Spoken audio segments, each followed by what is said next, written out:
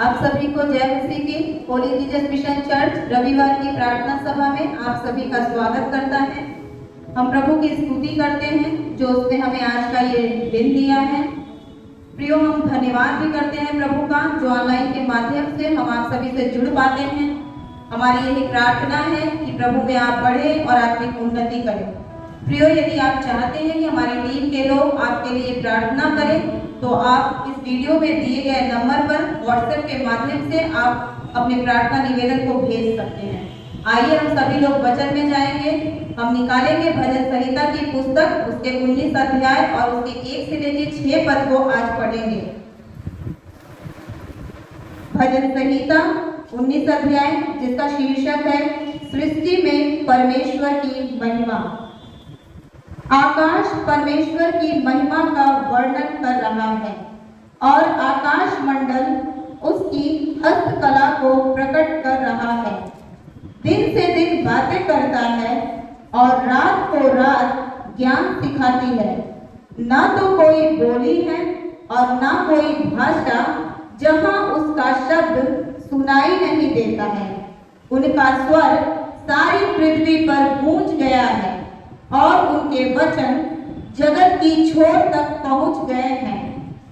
उनमें उसने सूर्य के लिए एक बड़ा मंडप खड़ा किया है जो दूल्हे के समान अपने महल से निकलता है।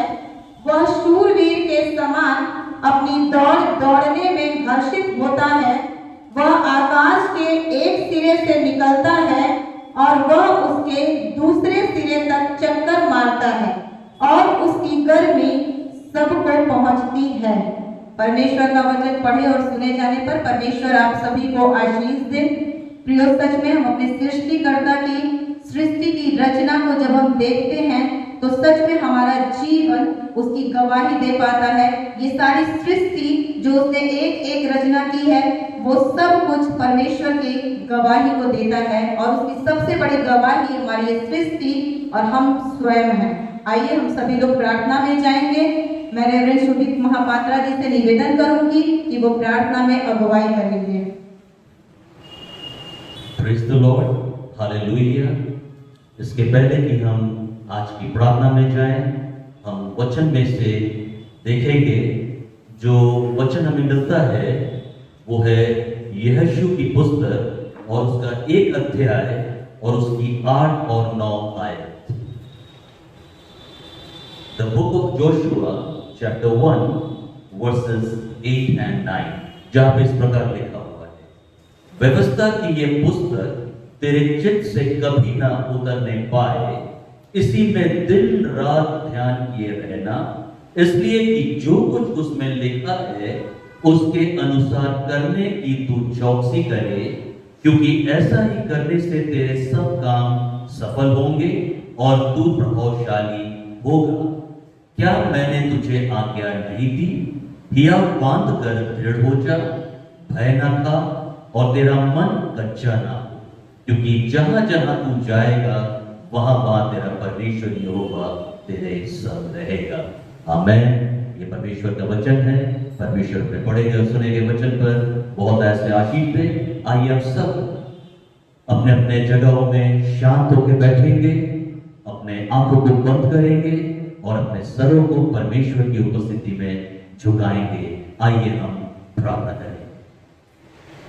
पिता परमेश्वर, फिर से बड़े धन्यवाद के साथ हम आपके चरणों में इस पवित्र दिन में आते हैं। हम धन्यवाद देते हैं प्रभु कि आपने हमारे जीवन में फिर से एक नया दिन जोड़ा है। प्रभु धन्यवाद देते हैं आज के सुंदर दिन के लिए, जिस दिन को आपने अपने हाथों से बनाया है। हम इसमें मगन और आनंदित हैं। अब तक प्रभु आपने हमें संभाला, आपने हमारी अगुवाई की, आप हमारे निगहबान रहे, आपने हमें सुरक्षित रखा, स्वस्थ रखा, हर एक बीमारी, हर एक महामारी से बचा के रखा। जबकि पूरे संसार में, हमारे भारत देश में चारों तरफ महामारी फैली हुई है प्रभु, लेकिन इस महामारी में आपने हमें बचा के रखा है, आपने हमें सुरक्षित रखा है। हम आपका धन्यवाद करते हैं, हम आपकी महिमा करते हैं, आपकी स्तुति करते हैं। अपने हाथों को उठाकर अपने होठों से आपकी महिमा और स्तुति करते हैं।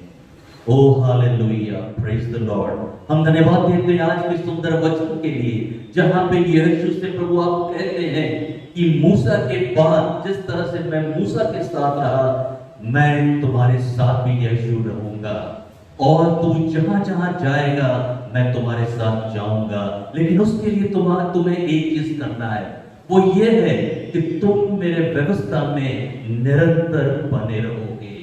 तुम ना दाएं मुड़ोगे ना बाएं मुड़ोगे, सिर्फ और सिर्फ ये व्यवस्था तुम्हारे चित्त में निरंतर लगी रहे। और जब तुम ये व्यवस्था अपने चित्त से लगाए रहोगे, तुम जहां भी जाओगे मैं तुम्हारे साथ रहूंगा, तुम्हारे निगहबान रहूंगा और तुम्हें हर एक कार्य में सफलता दूंगा। तुम इधर उधर मत ताको, तुम घबराओ मत, क्योंकि मैं तुम्हारे साथ हूं। प्रभु उस बड़े बादशाह के लिए हम आपको धन्यवाद देना चाहते हैं कि प्रभु आपके उस महान हाथों के नीचे हम सब सुरक्षित हैं। हम फिर से आज के पूरे दिन को पूरी कलीसिया, होली जीसस मिशन की कलीसिया के एक एक सदस्यों को, परिवार के सदस्यों को प्रभु हम आपके सुरक्षामय हाथों के नीचे सौंपते हैं। प्रभु एक एक जन की रक्षा और हिफाजत करें, एक एक जन को प्रभु आत्मिक रूप से आप आगे बढ़ाएं और प्रभु अपने विश्वास में मजबूत करें। प्रभु हम चाहते हैं कि आज के सवेरे के दिन प्रभु जो गीतों को हम गाते हैं, जो वचन में से हम पढ़ते हैं, जो वचन हम आपके दास के द्वारा सुनते हैं, वो सबके द्वारा आपकी महिमा और स्तुति होने पाए। प्रभु हम घटे और आप बढ़े, हमारी नहीं आपकी इच्छा हमारे जीवनों से प्रभु निरंतर पूरी होने पाए। हम में से हर एक की अगुवाई करें प्रभु, हम में से हर एक के साथ आज के वचन के द्वारा आप व्यक्तिगत रूप से बातचीत करें, ताकि आज हम यहाँ से खाली हाथ न जाए, लेकिन आपके जीवित वचन को लेके जाने पाए। आपके वचन का प्रकाश हर एक के दिलों में हो प्रभु, हर एक के हृदयों में हो प्रभु, हर एक का दिल बदल जाए, हर एक का जीवन बदल जाए प्रभु, और हम आप में नए हो जाए। आपने कहा है मेरे जुआ को, मेरे बोझ को उठा लो, क्योंकि वो हल्का है। मैं नम्र हूं स्वभाव से, मैं दीन हूं स्वभाव से, उसीलिए तुम भी नम्र और दीन होकर मेरे पीछे बोलो। प्रभु हम प्रार्थना करते हैं कलीसिया के सदस्यों के लिए, कोई अगर बीमार है तो उन्हें छूकर आप संपूर्ण रूप से चंगाई दे, क्योंकि आपके कोड़े खाने से हमें चंगाई प्राप्ति है, और आप चंगाई देने वाले परमेश्वर हैं। अपने लहू को उंडेले और एक एक जन को छूकर चंगाई दे। प्रभु कोई किसी आर्थिक संकट में है, कोई किसी मुसीबत में है, हर एक की जरूरतों को पूरा करे। जिनके पास नौकरियां नहीं है प्रभु, उनको नौकरियां दे प्रभु। हर एक की जरूरतों को आप जानते हैं, उसको आप अपनी इच्छा के अनुसार पूरा करें। फिर से पूरे समय को आपके हाथों में सौंपते हैं।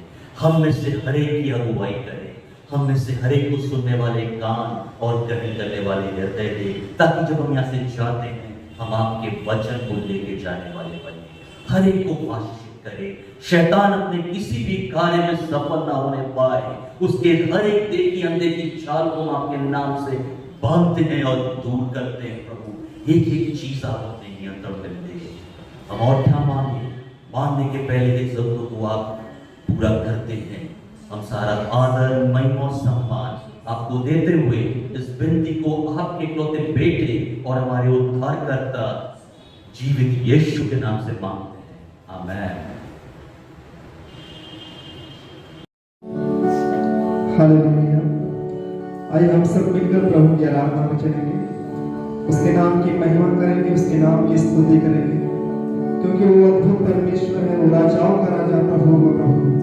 वो एकमात्र ऐसा परमेश्वर है जो हम सब की सुधि लेता है और हम सबको अपनी छाया में बनाए रखता है। इसलिए हम उसके नाम का धन्यवाद करें और हम सब मिलकर उसकी महिमा के लिए उसकी आराधना में चलेंगे। आइए हम सब मिलकर उसकी आराधना करें। हालेलुया। मैं आंखें अपनी पर्वत की ओर उठाऊंगा, मैं आंखें अपनी पर्वत की ओर उठाऊंगा।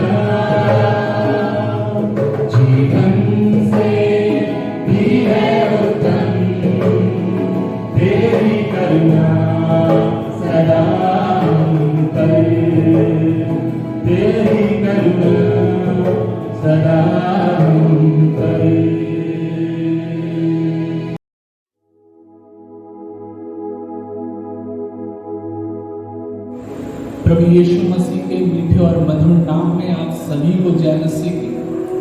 परमेश्वर का धन्यवाद करता हूँ कि इस माहौल में, इस महामारी के समय में परमेश्वर ने हम सभी को, पूरी कलीसिया को, हर एक जन को संभाल के रखा है। आइए आज के दिन हम परमेश्वर के वचन में चलने से पहले हम प्रार्थना में चलेंगे और परमेश्वर का धन्यवाद करेंगे और उससे प्रार्थना करेंगे कि परमेश्वर अपने प्रकाशन के द्वारा एक बार फिर से हम सभी को समझाए, सिखाए और हमारी आत्मिक उन्नति करे। पिता परमेश्वर, एक बार फिर से हम आपका धन्यवाद करना चाहते हैं प्रभु, धन्यवाद करना चाहते हैं क्योंकि आपने हम सभी को संभाला है, आशीषित किया है प्रभु। हम चाहते हैं पिता परमेश्वर आपका धन्यवाद करना क्योंकि महामारी से आपने हम सभी को सुरक्षित रखा है, बचा के संभाल के रखा है पिता परमेश्वर। इसलिए प्रभु जी हम आपका धन्यवाद करना चाहते हैं। आज के दिन जब हम तेरे वचनों में जाते हैं परमेश्वर पिता, हम चाहते हैं प्रभु आप हमारी मदद कीजिए, अगुवाई कीजिए पिता, ताकि प्रभु सुनने वाले प्रभु वचन को समझने पाए और उनके जीवन में फल आने पाए समझ के। मेरे खुद के जीवन को मैं तेरे हाथों में समर्पित करता हूँ एक बार फिर से और चाहता हूँ पिता आप मेरी अगुवाई कीजिए अपने पवित्र आत्मा के द्वारा, जिसको आपने मेरे अंदर भीतर बसाया है प्रभु। और चाहता हूँ प्रभु, जो आपकी इच्छा है प्रभु, आज के दिन इस संदेश में आप अपने लोगों से बोलिए और बातचीत कीजिए। सारे ऑब्स्टिकल्स को मैं यीशु मसीह के नाम में इसी घड़ी तोड़ता हूँ और आपकी महिमा को, आपकी इच्छा को पूरी होने के लिए मांगता हूँ यीशु मसीह के नाम में, आमीन। मेरे प्रियो, आज के दिन हम लोग मनन करेंगे इब्रानियों उसका 12 अध्याय और उसके 7 पद से 11 पद तक हम लोग मनन करेंगे। और जैसा कि हम देख रहे हैं कि ये जो समय चल रहा है, ये महामारी का समय चल रहा है, और इस महामारी के समय में हर एक व्यक्ति अपने जीवन में कहीं ना कहीं दुख के संदेश को सुन रहा है। कहीं ना कहीं आज के दिन में लोग अपने जीवन में दुख को देख रहे हैं, परिवारों के द्वारा, रिश्तेदारों के द्वारा, मित्रगणों के द्वारा दुख की बातें उनके पास आ रही है। तो हम देखेंगे कि इस दुख के समय में परमेश्वर हमारे जीवन से क्या बातचीत करता है और परमेश्वर का वचन दुख के विषय में क्या कहता है। आइए हम पढ़ेंगे इसको, इब्रानियों उसका 7 अध्याय, उसका 12 अध्याय, उसके 7 पद से 11 पद तक। Hebrew chapter 12 verse from 7 to 11। इसमें इस प्रकार से लिखा है, तुम दुख को ताड़ना समझकर सह लो, परमेश्वर तुम्हें पुत्र जानकर तुम्हारे साथ ऐसा बर्ताव करता है। वह कौन सा पुत्र है जिसकी ताड़ना पिता नहीं करता? यदि वह ताड़ना जिसके भागी सब होते हैं तुम्हारी नहीं हुई तो तुम पुत्र नहीं, पर व्यभिचार की संतान ठहरे। फिर जबकि हमारे शारीरिक पिता भी हमारी ताड़ना किया करते थे और हमने उनका आदर किया, तो क्या आत्माओं के पिता के और भी अधीन न रहे जिससे हम जीवित रहें? वे तो अपनी अपनी समझ के अनुसार थोड़े दिन के लिए ताड़ना करते थे, पर वह तो हमारे लाभ के लिए करता है कि हम भी उसकी पवित्रता के भागी हो जाएं। वर्तमान में हर प्रकार की ताड़ना आनंद की नहीं पर शोक ही की बात दिखाई पड़ती है, तो भी उसको सहते सहते पक्के हो गए हैं। बाद में उन्हें चैन के साथ धर्म का प्रतिफल मिलता है।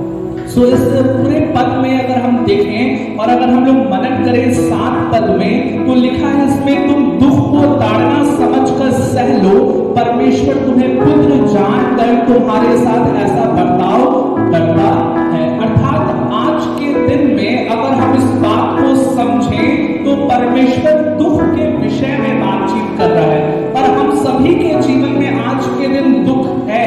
कहीं ना कहीं हम दुख को देखते हैं, कहीं ना कहीं हम दुख भरा समाचार प्राप्त करते हैं, कहीं ना कहीं हम अपने जीवन में दुख को, परेशानियों को झेलते हैं या उसको अपने जीवन में देखते हैं, उसको अपने जीवन में टैकल करते हैं। लेकिन परमेश्वर का एक वचन यहाँ पे क्या बता रहा है? सहने की बात कह रहा है। और क्या कह रहा है? दुख को ताड़ना समझकर सह लो। हम अपने जीवन में मेरे प्रियो हमें देखने की जरूरत है कि दुख को देखने का नजरिया हमारे जीवन में क्या है। परमेश्वर का जो नजरिया है वो ये है कि ताड़ना समझ के सह लो, लेकिन हमारा नजरिया क्या है? क्या हम अपने जीवन में दुख को सिरदर्द समझ करके सह रहे हैं? क्या हम अपने जीवन में दुख को परेशानियों के नजरिए से देख रहे हैं? लेकिन परमेश्वर क्या कह रहा है? दुख को ताड़ना समझकर सह लो। अर्थात आज के दिन में हमें इस बात को समझना होगा कि ताड़ना का मतलब क्या है और परमेश्वर क्यों कह रहे हैं कि दुख को ताड़ना समझकर सह लो। और अगर हम इस बात को समझें तो ताड़ना का जो मतलब होता है वो होता है दंड देना। कई बार हम अपने जीवन में जब हम गलत चीजों को करते हैं, जब परमेश्वर की इच्छाओं पर नहीं चलते हैं, तो हमारे जीवन में दुख आता है और हम अपने जीवन में दुख के कारण होते हैं। कई बार हमारे जीवन में ऐसा होता है कि हमारे पास जो दुख है उसका कारण हम खुद होते हैं, क्योंकि हम परमेश्वर की बातों को नहीं मानते। और अगर हम योना की पुस्तक में देखेंगे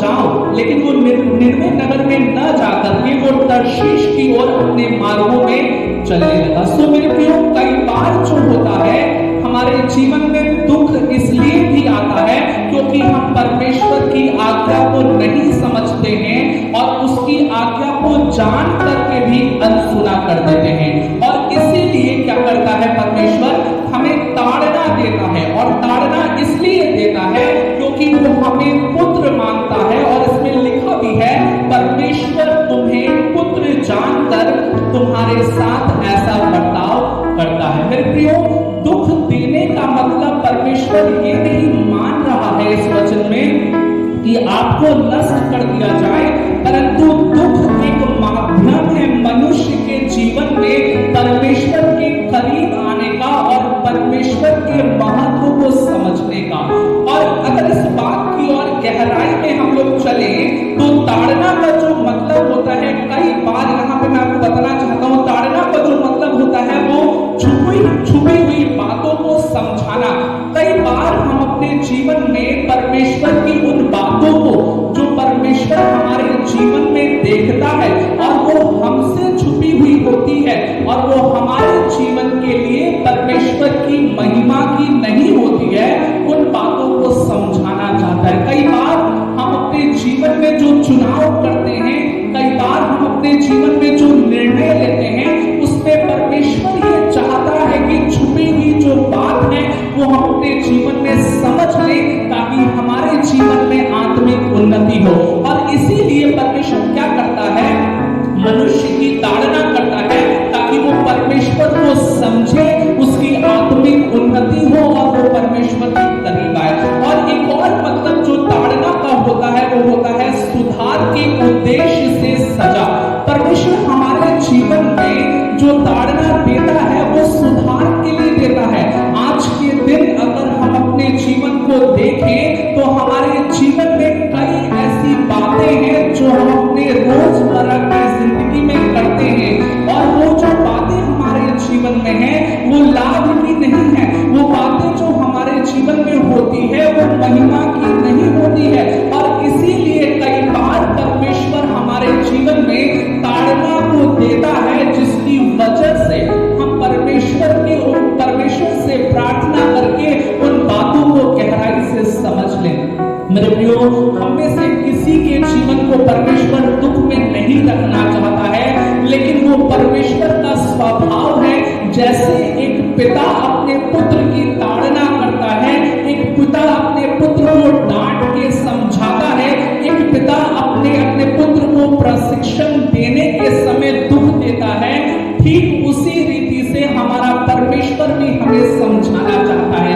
हम अपने सांसारिक जीवन में जब व्यस्त होते हैं मेरे प्रियो, तो कई बार परमेश्वर के उद्देश्य से, कई बार परमेश्वर की योजना से, कई बार परमेश्वर की बुलाहट से भटक जाते हैं और इसलिए हमारे जीवन में ताड़नाएं आती है। और वो परमेश्वर ताड़ना इसलिए देता है ताकि हम उसके पवित्रताई के भागी हो जाएं। और अगर हम यहाँ पर देखेंगे आगे तो इसमें क्या लिखा हुआ है, तुम दुख को ताड़ना समझकर सह लो। अर्थात क्या हम आज के दिन में सहने की प्रवृत्ति को लाते हैं? और इस बात को समझे तो पॉजिटिविटी को दिखा रहा है परमेश्वर का वचन और कह रहा है कि तुम्हें दुख को सहना है, एक्सेप्ट करना है, उसको उसका स्वागत करना है, क्योंकि वो दुख हमारे जीवन को बदल करके जाएगा। वो दुख हमारे जीवन को हमें परमेश्वर के करीब लेकर के जाएगा। वो दुख हमारे जीवन की गलतियों को हमें समझा करके जाएगा। वो दुख हमारे जीवन को जो भेद की बातें हैं उसको खोल करके जाएगा यदि हम उस दुख को पॉजिटिव तरीके से सह लें। लेकिन कई बार क्या होता है, हम अपने दुखों में व्याकुल हो जाते हैं। कई बार क्या होता है, हम अपने दुखों में परेशान हो जाते हैं। लेकिन परमेश्वर क्या कह रहा है मेरे प्रियो? परमेश्वर कह रहा है कि सह लो, जो भी परिस्थितियां हैं उसको सह लो। और इसीलिए परमेश्वर का वचन कहता है कि हर परिस्थिति में परमेश्वर का धन्यवाद किया करो। जो व्यक्ति दुख को एक्सेप्ट करेगा वही व्यक्ति दुख के समय में परमेश्वर का का धन्यवाद करेगा। और ये बात मैं हर बार लोगों को बताता हूं और समझाता हूं। जब अय्यूब के जीवन में दुख आया तो अय्यूब ने उस दुख को एक्सेप्ट किया और उसने क्या बोला कि परमेश्वर ने दिया, परमेश्वर ने लिया, परमेश्वर का नाम धन्य हो। और आज के दिन हमें इस बात को समझने की जरूरत है मेरे प्रियो कि जब परमेश्वर देता है हमें सुख तो हम परमेश्वर का धन्यवाद करते हैं। लेकिन अय्यूब एक ऐसा व्यक्ति है और अय्यूब के जीवन से हम ऐसे एग्जाम्पल को, ऐसे उदाहरण को समझ सकते हैं जो दुख के समय में भी परमेश्वर का धन्यवाद कर रहा है। क्या हम और आप आज के दिन में इस महामारी के समय में क्या अपने घुटनों पर आकर के जब हमें दुख भरा समाचार मिलता है तो क्या हम अपने जीवन में परेशान हो जाते हैं, व्याकुल हो जाते हैं, रोने लगते हैं, या हम अपने जीवन में अपने घुटनों पर आकर के अपने परिवारों के साथ मिलकर के परमेश्वर के नाम का हम धन्यवाद करते हैं? क्या हम खोजते हैं कि प्रभु आप मुझसे बातचीत कीजिए, आप मुझे बताइए कि आप मेरे जीवन में क्या चाहते हैं? क्योंकि मेरे प्रियो, जब मैं ये वचन को पढ़ रहा था तो मुझे एक बात परमेश्वर के स्वभाव की समझ में आई कि दुख वो मार्ग है जिसके द्वारा महिमा परमेश्वर लाता है। दुख वो मार्ग है जिसके द्वारा परमेश्वर अपने आप को आपसे जोड़ता है। दुख वो मार्ग है जिसके द्वारा आप परमेश्वर की महानता को और परमेश्वर के प्रेम को समझ पाते हैं। इसीलिए मेरे प्रियो, परमेश्वर का वचन क्या कह रहा है? वो कह रहा है तुम दुख को ताड़ना समझकर सह लो, क्योंकि ये बुरी बात नहीं है, ये बात है आत्मिक उन्नति की। ये बात है ऐसी जिसमें हमें परमेश्वर से घुटने में आकर के प्रार्थना करने की जरूरत है, क्योंकि ये एक ट्रेनिंग का माध्यम है, ये एक ट्रेनिंग टेक्निक है जिसके द्वारा परमेश्वर हमें आत्मिक तौर से मजबूत करता है। और इसमें यहाँ पर लिखा भी है, संसार की बातों को अगर हम देखें तो हमारा संसारिक पिता भी जब हमें सिखाना चाहता है तो वो ताड़ना करता है, तो वो डांट लगाता है, और वो तो थोड़े दिन के लिए होता है। लेकिन अगर इस वचन को पढ़ें, 9 पद, इब्रानियों 12 अध्याय उसका 9 पद इसमें लिखा है, फिर जबकि हमारे शारीरिक पिता भी हमारी ताड़ना किया करते थे और हमने उनका आदर किया, तो क्या आत्माओं के पिता के और भी अधीन न रहे जिससे हम जीवित रहे? अर्थात जब शारीरिक पिता हमें हमारी ताड़ना करते थे तो हम उनका आदर करते थे, हम ये जानते थे कि वो मेरे पिता हैं इसलिए वो हमें डांट सकते हैं। लेकिन मेरे प्रियो, क्या हम आज के दिन में अपने स्वर्गीय पिता अर्थात अपने परमेश्वर पिता पर ये विश्वास करते हैं क्या कि जब हमारे जीवन में दुख आता है तो हम उसको पॉजिटिवली ग्रहण करते हैं, सकारात्मक रूप से क्या ग्रहण करते हैं? और जो व्यक्ति ग्रहण करता है वो धन्यवाद करता है और वो अपने पिता पर विश्वास भी करता है। इस बात को हमें जानने और समझने की जरूरत है कि जो व्यक्ति अपने जीवन में दुख को पॉजिटिवली ग्रहण नहीं कर रहा है वो व्यक्ति अपने परमेश्वर पिता पर, प्रभु यीशु मसीह पर विश्वास नहीं कर रहा है। अगर हम अपने जीवन में उस दुख को पॉजिटिवली ग्रहण करते हैं तो हमारे जीवन में वो महिमा जो परमेश्वर देना चाहता है वो निश्चित तौर पर आती है। और अगर हम आगे 10 पद से पढ़ेंगे तो लिखा है, वे तो अपनी अपनी समझ के अनुसार थोड़े दिन के लिए ताड़ना करते थे, पर वह तो हमारे लाभ के लिए करता है कि हम भी उसकी पवित्रता के भागी हो जाएं। अर्थात इस बात को हमें समझने की जरूरत है कि परमेश्वर जो दुख देता है हमें, वो चाहता है कि हमारे लाभ की वो है, वो जानता है कि वो जो दुख है वो हमारे जीवन को लाभ देगी। और वो लाभ होगा क्या? हमारा विश्वास बढ़ेगा, हम परमेश्वर के करीब आएंगे, हमारी आत्मिक उन्नति होगी, हम परमेश्वर को और गहराई से समझने पाएंगे। और लिखा है पवित्रता के भागी हो जाए, अर्थात उस परमेश्वर के और उस परमेश्वर को जान सकें कि चाहे दुख हो, चाहे परेशानियां कितनी भी गंभीर क्यों ना हो, वो परमेश्वर हमें छोड़ नहीं सकता। और दाऊद भी इन्हीं बातों को भजन संहिता में लिखते हैं और कहते हैं कि यदि मैं घोर अंधकार से भरी हुई तराई में से होकर के चलूं तो भी हानि से नहीं डरूंगा, क्योंकि यहोवा मेरे साथ रहेगा। अर्थात आज के दिन जब हमारे जीवन में दुख आ रहा है, हमारे परिवारों में दुख आ रहा है, तो क्या हम अपने जीवन से उस परमेश्वर से प्रार्थना कर रहे हैं क्या? और क्या इस बात के लिए निश्चय है क्या कि परमेश्वर मेरे साथ है, मेरी हानि नहीं होगी? हम दुख में तो होंगे लेकिन हम नष्ट नहीं होंगे, हम गिराए तो जाएंगे लेकिन हम नष्ट नहीं किए जाएंगे। हमारे जीवन में ताड़ना तो आ सकती है लेकिन वो ताड़ना हमें नष्ट करके नहीं जाएगी। मेरे प्रियो, हम विश्वासियों का ये विश्वास होना चाहिए कि दुख के समय में परमेश्वर आपकी उन्नति करना चाहता है और दुख वो माध्यम है जिसके द्वारा परमेश्वर आपकी उन्नति करता है। और इसमें आगे लिखा है 11 पद में, वर्तमान में हर प्रकार की ताड़ना आनंद की नहीं। और ये बात सच है कि आज के दिन जो हम लोग देख रहे हैं परिस्थिति, ये जो ताड़ना है, ये जो दुख है, ये आनंद का नहीं है, परंतु हर जगह आंसू है, हर जगह रोना है, हर जगह उदासी है। लेकिन अगर हम इसमें आगे पढ़े तो लिखा है, पर शोक की बात दिखाई पड़ती है तो भी जो उसको सहते सहते पक्के हो गए हैं, बाद में उन्हें चैन के साथ धर्म का प्रतिफल मिलता है। और परमेश्वर का वचन कह रहा है कि बाद में जब हम दुख को सहते हैं तो दुख हमें क्या करता है? परिपक्व करता है। दुख हमें आत्मिक रूप से मजबूत करता है। दुख हमारे जीवन में एक निश्चय, हमें विश्वास देता है, निसंदेह वाला विश्वास देता है। जैसा अय्यूब अपने जीवन से कहते हैं, दुख को सह करके जब उनके जीवन में दुख आया, बीमारी आई, परिवार के लोग मर गए, धन संपत्ति लुट गई, सारी परेशानियां उनके जीवन में आ गई, तो उन्होंने क्या कहा?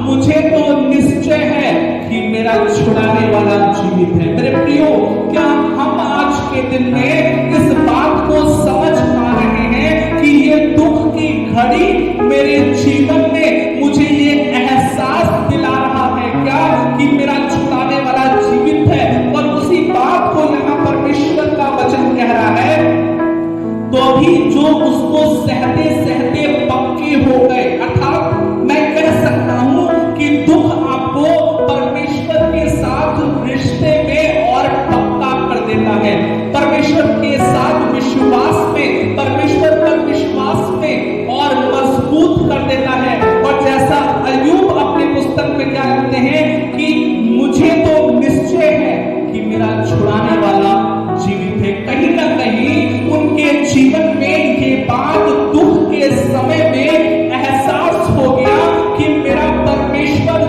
जीवित है, और केवल वो जीवित नहीं है परंतु वो मुझे छुड़ाएगा, वो मेरा निकास करेगा, वो मेरे लिए उपाय करेगा और मुझे दुख में समझाएगा और मेरे जीवन में गवाही को उंडेलेगा। और जब अय्यूब 42 अध्याय हम पढ़ते हैं तो हम देखते हैं कैसे अय्यूब के जीवन में डबल ब्लेसिंग्स आई। जो भी उन्होंने लूज किया था, खोया था, वो दो गुनी मात्रा में परमेश्वर ने उनको दे दिया। सो मेरे प्रियो, क्या दुख को हम सह रहे हैं या दुख को हम परेशानी के नजरिए से देख रहे हैं? हमें इस बात को समझने की जरूरत है।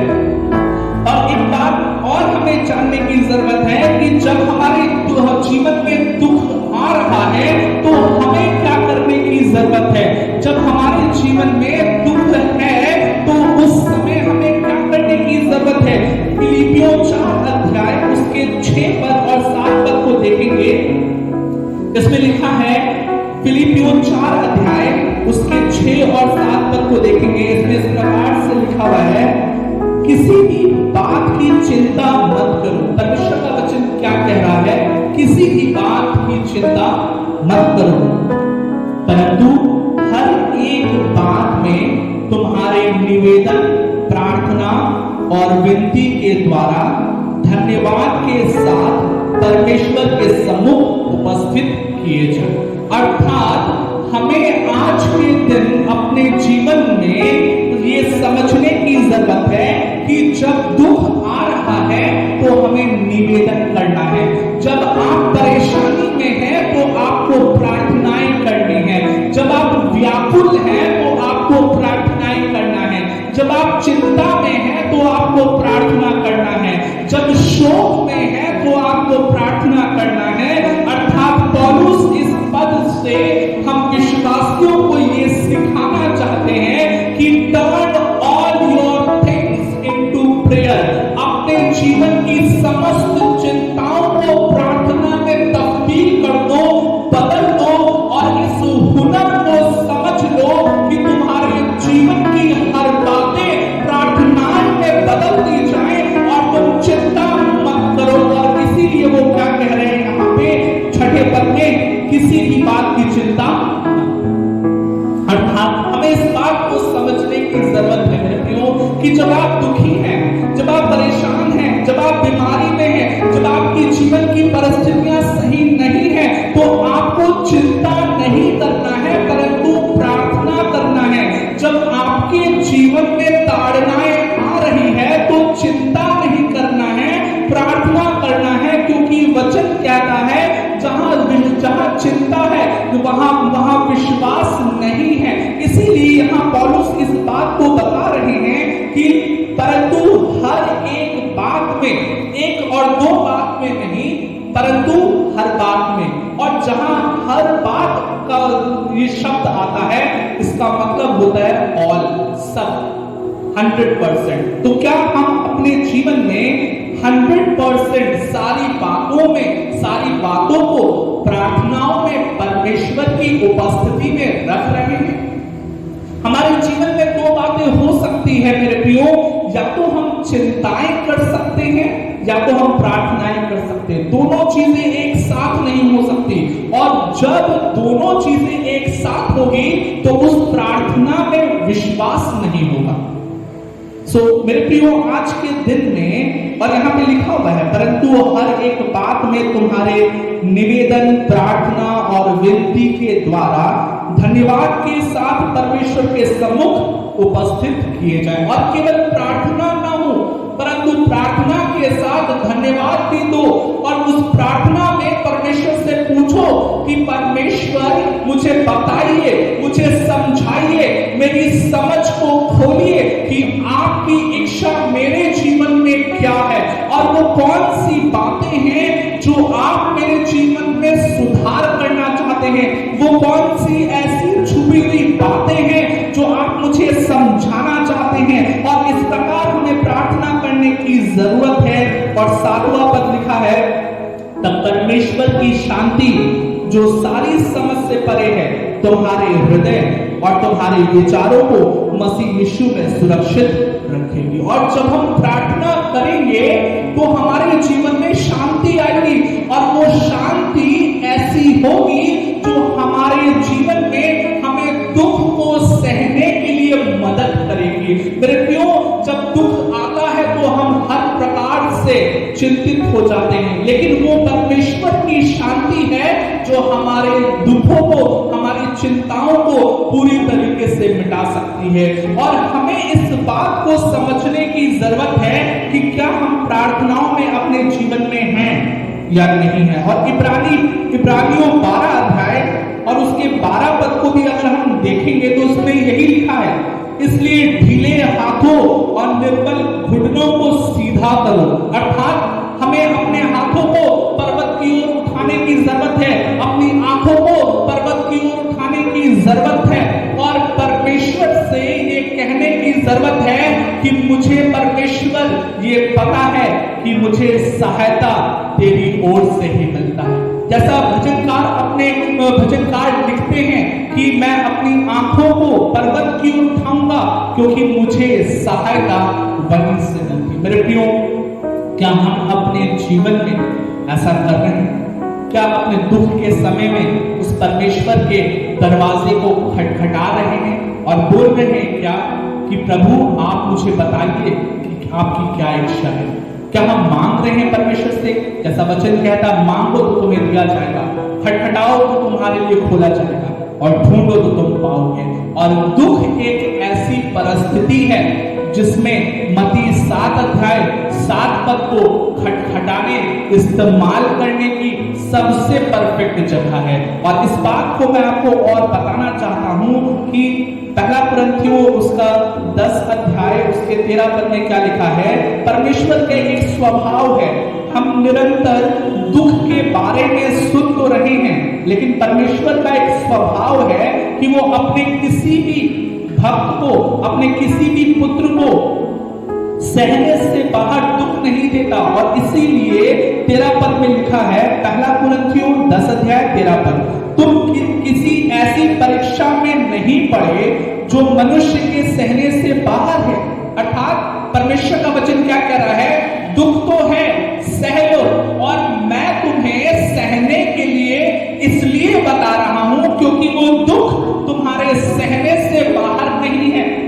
और लिखा है यहां पे कि तुम किसी 0% किसी ऐसी परीक्षा में नहीं पड़े जो मनुष्य के सहने से बाहर है।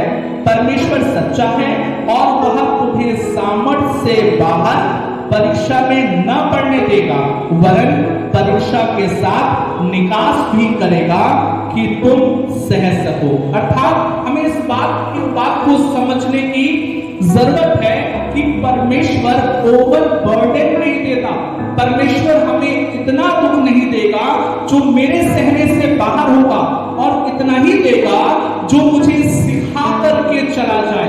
इतना ही दुख देगा, ऐसी ही ताड़ना करेगा जो मेरे लिए लाभ की हो, मेरे सहने से बाहर नहीं करेगा। और इसमें लिखा भी है, वरन परीक्षा के साथ निकास भी करेगा, उपाय भी करेगा, हमारे जीवन के लिए सल्यूशन भी देगा, कि निकास भी करेगा कि तुम सह सको, अर्थात सह सके और उससे बाहर भी आ सके। सो मेरे प्रियो, आज के दिन मैं आपसे यही कहना चाहता हूं, आपके जीवन में, मसीही जीवन में, चाहे कितने भी दुख क्यों ना हो, आपको परमेश्वर से जुड़ने की जरूरत है। हो सकता है कि आपका जुड़ाव परमेश्वर से बहुत अच्छा ना हो, और परमेश्वर ये चाहता हो कि आप परमेश्वर के करीब आए, और इसलिए वो आपको दुख में डालता है ताकि वो आपको सिखा सके, अपने महत्व को समझा सके और आपको अपने करीब लेकर के आ सके। आइए हम प्रार्थना में चलेंगे। पिता परमेश्वर, मैं आपका धन्यवाद करना चाहता हूं इस वचन के लिए पिता, और विनती करता हूं जितने भी लोग इस वचन को देख रहे हैं प्रभु जी, हम प्रार्थना करते हैं प्रभु, उनके दुखों में पिता वो तेरी इच्छाओं को ढूंढने पाए प्रभु। मैं चाहता हूं प्रभु, उनके दुखों में पिता परमेश्वर वो तेरे करीब आने पाए, वो अपने दुखों में पिता तेरी पवित्रताई को, तेरे प्रेम को, तेरे प्रेम को प्रभु, तेरी करुणा को, तेरी दया को वो समझने पाए प्रभु। क्योंकि आपके विषय में लिखा हुआ है कि आप अति करुणामय, दयालु, अनुग्रहकारी और अति विलंब से क्रोध करने वाले परमेश्वर है प्रभु। हम प्रार्थना करते हैं पिता परमेश्वर, आज के दिन अपने बच्चों पर प्रभु जी आप दया कीजिए प्रभु, और हर एक की समझ को खोल दीजिए प्रभु। और जितने भी लोग दुख के समय में तुझे ढूंढते नहीं है प्रभु, उनको ये मन दीजिए, उनको पिता परमेश्वर ऐसा हृदय दीजिए, ऐसा विचार दीजिए प्रभु कि वो इस संदेश को देख करके अपने जीवन में दुखों के समयों में प्रभु वो तुझे खोजने पाए और कहने पाए प्रभु कि मेरा दुख मेरे जीवन में मुझे परमेश्वर से जोड़ करके चला गया प्रभु। वो अपने जीवन में गवाहियों को देने पाए परमेश्वर पिता, जिसके द्वारा आपके नाम की महिमा हो और आपका राज्य बढ़े। हम आपका धन्यवाद करते हैं पिता, और यीशु मसीह के नाम में इस प्रार्थना को मांगते हैं, आमीन। अब सभी को प्रभु यीशु मसीह के नाम में जय मसीह की। परमेश्वर आपको आशीषित करे और इस संदेश के द्वारा इस पर परमेश्वर आपको ब्लेस करे।